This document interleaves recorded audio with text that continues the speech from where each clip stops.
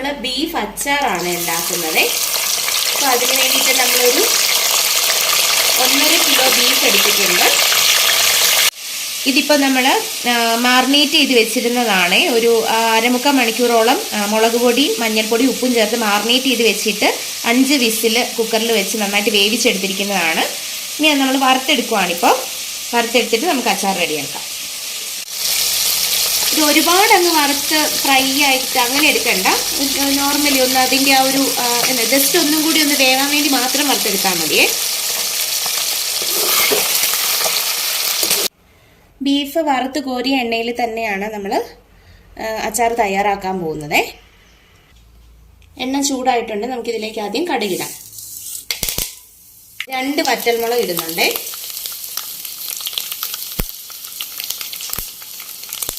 കറിവേപ്പില ഇടാം.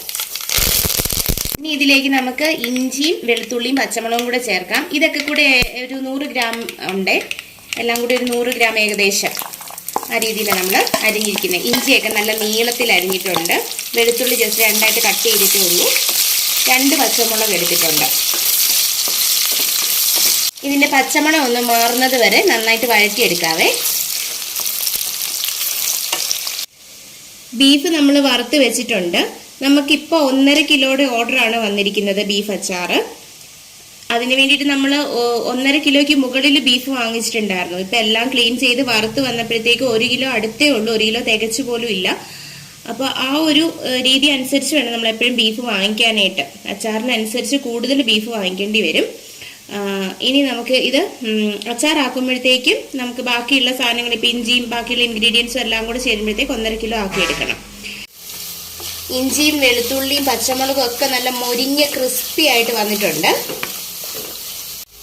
ഇനി ഇതിലേക്ക് നമുക്ക് മുളക് പൊടി ചേർക്കാം. 2 സ്പൂൺ മുളക് പൊടി ചേർക്കുന്നുണ്ട്. ഒരു 1/4 സ്പൂണോളം മഞ്ഞൾപ്പൊടി ചേർക്കുന്നുണ്ട്. ബീഫ് അച്ചാർ ആയതുകൊണ്ട് മഞ്ഞൾപ്പൊടി ഇച്ചിരി കൂടുതലായാലും കുഴപ്പമില്ല. ഇത് നമുക്ക് പച്ചമണം മാറുന്നത് വരെ ഇളക്കി എടുക്കാം. ഇനി ഇതിലേക്ക് വിനാഗിരി ഒഴിക്കാം. നമ്മൾ ഇതിൽ വേറെ വെള്ളം ഒന്നും ചേർക്കുന്നില്ല. ആകെപ്പാടെ ഗ്രേവിക്ക് നമ്മൾ വിനാഗിരി മാത്രമേ ഒഴിക്കുന്നുള്ളൂ. ഇനി ഇതിലേക്ക് ഉപ്പ് ചേർത്ത് കൊടുക്കാം.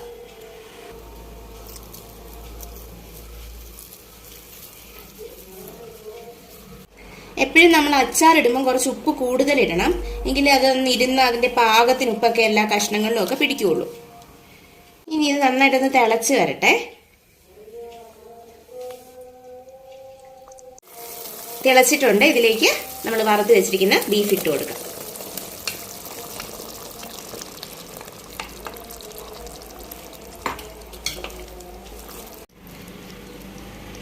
കഷ്ണങ്ങൾ മുങ്ങിക്കിടക്കുന്ന രീതിയിൽ വിനാഗിരി ഇതിൽ വേണം. ഇപ്പോൾ മുങ്ങിയിട്ടില്ല എന്നുണ്ടെങ്കിൽ കുറച്ചുകൂടെ വിനാഗിരി നമുക്ക് ഒഴിച്ചു കൊടുക്കേണ്ടി വരും. കഷ്ണങ്ങൾക്ക് അത് നന്നായിട്ട് വിനാഗിരിക്കകത്ത് മുങ്ങി അത് തിളച്ച് വറ്റി വരുന്ന പരുവത്തിലാണ് നമ്മൾ എടുക്കേണ്ടത്. നമ്മുടെ ബീഫ് വറുത്തപ്പോൾ കുറച്ചൊരു ഹാർഡായിട്ടാണല്ലോ ഇരിക്കുന്നത്. അപ്പം അത് ഈ വിനാഗിരിയിൽ കിടന്ന് നന്നായിട്ട് വെന്ത് അത് സോഫ്റ്റ് ആയിട്ട് വരും. ഇതിപ്പോൾ ഒന്ന് തിളച്ചിട്ടുണ്ട്. ചെറുതായിട്ടൊന്ന് കുറുകി വന്നിട്ടുണ്ട്. ഇനി നമുക്കിതിൻ്റെ ഉപ്പൊക്കെ ഒന്ന് നോക്കാം. എന്നിട്ട് ലാസ്റ്റ് ഇൻഗ്രീഡിയൻസ് ചേർക്കാം.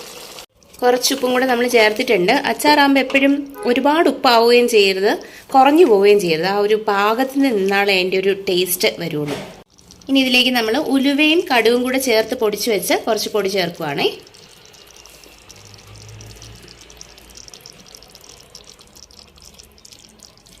ഇനി ഇതിലേക്ക് കായപ്പൊടി ചേർക്കാം.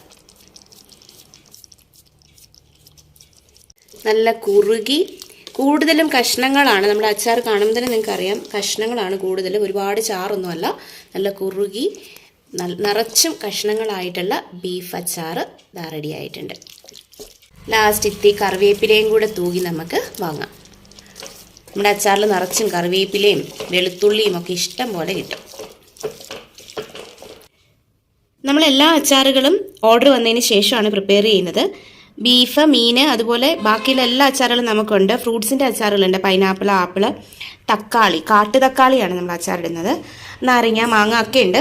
ഈ അച്ചാറുകളൊക്കെ 100 ഗ്രാം ആണെങ്കിലും വന്നാൽ ഓർഡർ അനുസരിച്ച് നമ്മൾ ചെയ്തു കൊടുക്കാറുണ്ട്. ബീഫും മീനും മാത്രം 1/2 കിലോ എങ്കിലും ഓർഡർ ഉണ്ടെങ്കിൽ നമുക്ക് ചെയ്യാനായിട്ട് പറ്റുള്ളൂ. ഫ്രഷ് ആയിട്ട് അന്നേരം തന്നെ പോയി വാങ്ങിച്ച് ചെയ്യുന്നത് കൊണ്ടാണ്. അപ്പോൾ 1/2 കിലോയിൽ കൂടുതൽ എത്ര വന്നാലും നമുക്ക് ചെയ്തെടുക്കാൻ പറ്റും. ബീഫും മീനും മാത്രം, ബാക്കിയൊക്കെ ചെറിയ ക്വാണ്ടിറ്റി ആണെങ്കിലും ചെയ്യാം കേട്ടോ. ഇന്ത്യയിൽ എവിടെ വേണമെങ്കിലും നമ്മൾ അയച്ചു തരും. ഫ്രഷ് ആയിട്ട് പ്രിപ്പയർ ചെയ്ത് അയച്ചു തരുന്നതാണ്. വിദേശത്തേക്ക് കൊണ്ടുപോകേണ്ടവർക്ക് അതിനായിട്ടുള്ള നല്ല പാക്കിങ്ങിൽ സെപ്പറേറ്റ് തന്നെ പാക്ക് ചെയ്ത് നമ്മൾ അയക്കുന്നുണ്ട്. എല്ലാം സാധാരണ അയക്കുന്നതും വെൽ പാക്ഡ് ആയിട്ട് തന്നെയാണ്. എങ്കിലും വിദേശത്തേക്ക് അയക്കുമ്പോൾ കുറച്ചും കൂടെ കെയർഫുൾ ആയിട്ട് നമ്മൾ പാക്ക് ചെയ്ത് അയക്കാറുണ്ട്. അപ്പം അങ്ങനെ വേണ്ടവർക്കും ഓർഡർ ചെയ്യാം. നമ്പർ കൊടുക്കുന്നുണ്ട്. നക്ഷത്രയുടെ പിക്കിൾസോ ഹോം മെയ്ഡ് കറി പൗഡേഴ്സോ അല്ലെങ്കിൽ മറ്റുള്ള പ്രോഡക്ട്സോ അതിൻ്റെ കൂടുതൽ ഡീറ്റെയിൽസ് അറിയാനൊക്കെ കോൺടാക്ട് ചെയ്താൽ മതി. വാട്സപ്പിൽ കോൺടാക്ട് ചെയ്യുകയോ വിളിക്കുകയോ ചെയ്യാം. അപ്പം നമ്പറിൽ വിളിച്ചോളൂ. ഇതുപോലെ നിങ്ങൾക്ക് വീട്ടിലും അച്ചാറൊക്കെ ഉണ്ടാക്കിയെടുക്കാൻ പറ്റും. കുറച്ച് നാൾ ഇരിക്കുന്ന രീതിയിൽ ചെയ്യാൻ പറ്റുന്നതാണ്. നമ്മുടെ അച്ചാറുകളൊക്കെ വന്നു കഴിഞ്ഞാൽ ഉടനെ ഫ്രിഡ്ജിൽ വെക്കാനും നമ്മളെല്ലാവരോടും സജസ്റ്റ് ചെയ്യാറുണ്ട് കേട്ടോ. അപ്പോൾ അടുത്ത വീഡിയോയിൽ ഇനിയും കാണാം. Thank you so much.